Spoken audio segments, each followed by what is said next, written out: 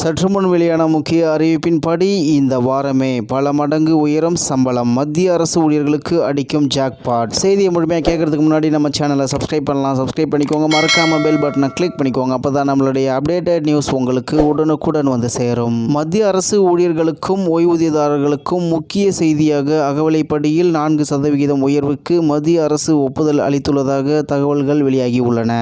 இந்த அறிவிப்பு சுதந்திர தினமான ஆகஸ்ட் 15 அன்று வெளியாக வாய்ப்புள்ளது என எதிர்பார்க்கப்படுகிறது. இந்த உயர்வு 2025 ஜூலை 1ஆம் தேதி முதல் முன்தேதியிட்டு அமலுக்கு வரும் என தெரிகிறது. இந்த அகவிலைப்படி உயர்வால் அது தற்போதுள்ள 55% இருந்து 59% அதிகரிக்கும். 2024ஆம் ஆண்டில் 5.2% பதிவான பணவீக்கத்தின் தாக்கத்தை குறைக்கும் நோக்கில் அனைத்திந்திய நுகர்வோர் விலை குறியீட்டின் அடிப்படையில் இந்த திருத்தங்கள் மேற்கொள்ளப்படுகின்றன. இதன் மூலம் 1 கோடிக்கும் அதிகமான ஊழியர்களும் ஓய்வூதியதாரர்களும் உடனடி நிவாரணம் பெறுவார்கள். மேலும் அகவிலைப்படி உயர்வு ஒவ்வொரு 6 மாதங்களுக்கும் ஒருமுறை தொழில்துறை தொழிலாளர்களுக்கான அகில இந்திய நுகர்வோர் விலை குறியீட்டின் அதாவது CPI-IW அடிப்படையில் பணவீக்கத்திற்கு ஈடுகொடுக்கும் வகையில் திருத்தப்படுகிறது. இந்த குறியீடு ஜனவரி 2025இல் 143.2 புள்ளிகளில் இருந்து மே 2025இல் 144 புள்ளிகளாக உயர்ந்துள்ளது. மேலும் ஜூன் மாதத்திற்கு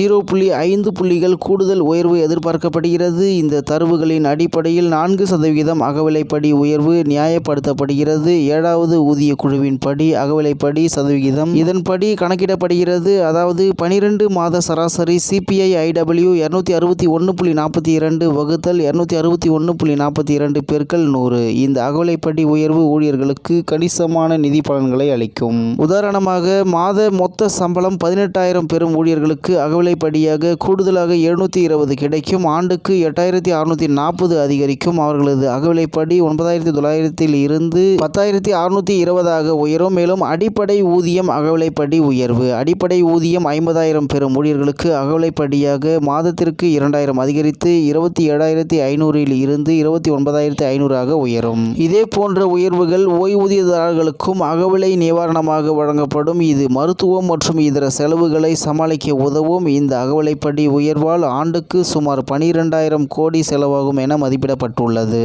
இது நுகர்வோரின் செலவிடும் சக்தியை மேலும் அதிகரிக்கும். இதன் மூலம் பொருளாதார நடவடிக்கைகளும் மேம்படும். அரசு ஊழியர்கள் மற்றும் ஓய்வூதியதாரர்களின் கைகளில் அதிக பணம் புழங்குவதால் சந்தையில் தேவை அதிகரித்து நாட்டின் பொருளாதார வளர்ச்சிக்கு வித்திடும் என எதிர்பார்க்கப்படுகிறது. மேலும் மாத சம்பளம் உயர்கிறது. 59% அகவிலைப்படி விகிதம் 2025 ஜூலை 1 முதல் அமலுக்கு வந்தாலும் இது 2025 ஆகஸ்ட் மாத சம்பளம் மற்றும் ஓய்வூதியத்துடன் சேர்த்து வழங்கப்படும். ஜூலை மாதத்திற்கான நிலுவைத் தொகையும் வழங்கப்படும். பண்டிகை காலத்தில் மக்களுக்கு நிவாரணம் அளிக்கும் வகையில் இந்த உயர்வு 2025 செப்டம்பர் முதல் அக்டோபர் மாதங்களில் அறிவிக்கப்பட வாய்ப்புள்ளது. எனவே ஊழியர்களும் ஓய்வூதியதாரர்களும் தங்களது வங்கி கணக்கு விவரங்கள் சரியான முறையில் சரிபார்க்கப்பட்டுள்ளதா என்பதை சம்பந்தப்பட்ட துறைகளில் உறுதி செய்து கொள்வது நல்லது. இந்த நேரடி பரிமாற்றங்கள் தாமதமின்றி பணத்தை பெறுவதை உறுதி செய்யும். 8வது ஊதிய குழு 2026 ஜனவரியில் அமைக்கப்பட உள்ள நிலையில் இந்த அகவிலைப்படி உயர்வு ஒரு இடைக்கால நிவாரணமாக செயல்படுகிறது. புதிய ஊதிய குழு 1.8 முதல் 2.86 வரையிலான பொருந்துதல் காரணியை அதாவது ஃபிட்மென்ட் ஃபேக்டர் பரிந்துரைக்கலாம். இது சம்பளங்களை 20 முதல் 34% அதிகரிக்கக்கூடும்.